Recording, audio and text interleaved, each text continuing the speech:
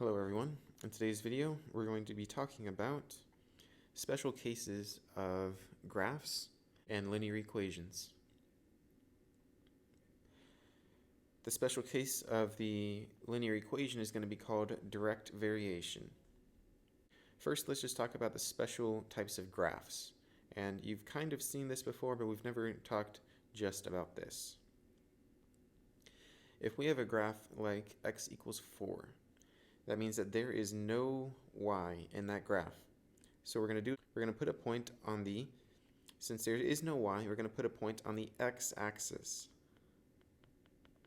On the x-axis, find 4. How we know that we're going to do that is it says x is equal to 4. X is equal to 4, so just put a dot at 4. And we're going to continue to put dots that go through every time. This one is 4 for x, 0 for y, but we could also do 4 for x, 1 for y. We can put a dot anywhere that x is 4, because the only thing the graph said is x has to be 4, and it doesn't care about y. If we draw a line through that, then that line is going to be vertical. It's going to be straight up and down.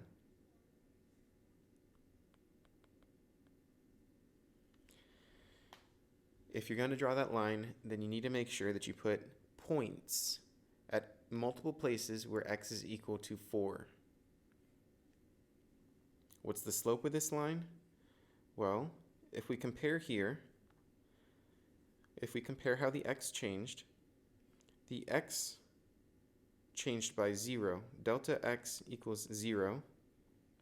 And the y's changed by 1. Delta y, it went up by 1. So for the slope, that would be 1 divided by 0.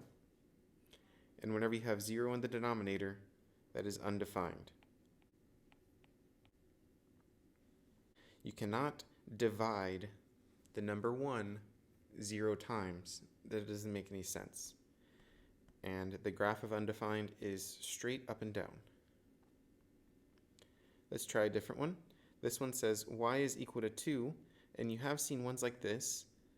This means that x can be anything, but y is going to be negative 2. So I can have like negative 1, negative 2, 4, negative 2.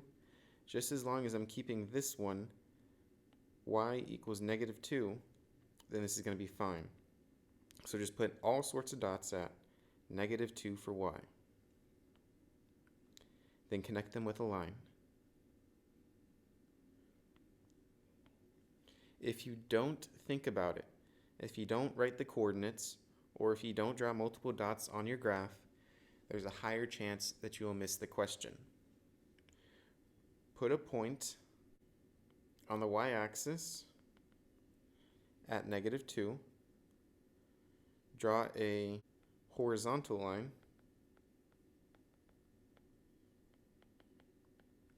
that cuts through that. What's the slope of this line? Remember, slope measures steepness. And this line is not very steep at all. It's completely flat. Since it has no steepness, the slope is 0.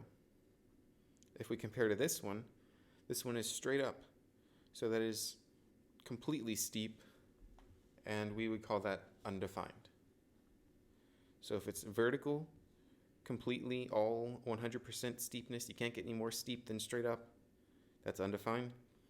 If you're flat, like the ground, then that's 0 slope.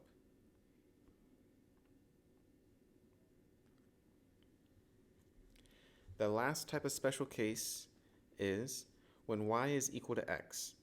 And we have a name for this one, and I've told you that name before.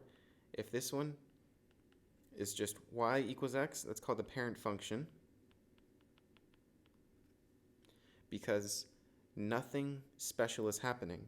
We're not multiplying x by anything. We're not adding anything. All we are doing is saying that y is going to be the same thing as x. Whatever you put for x,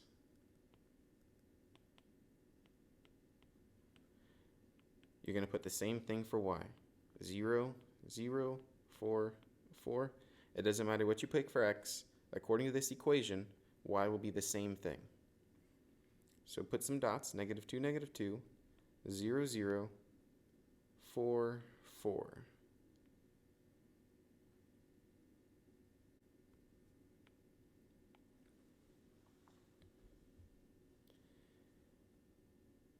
Write the slope and the y-intercept.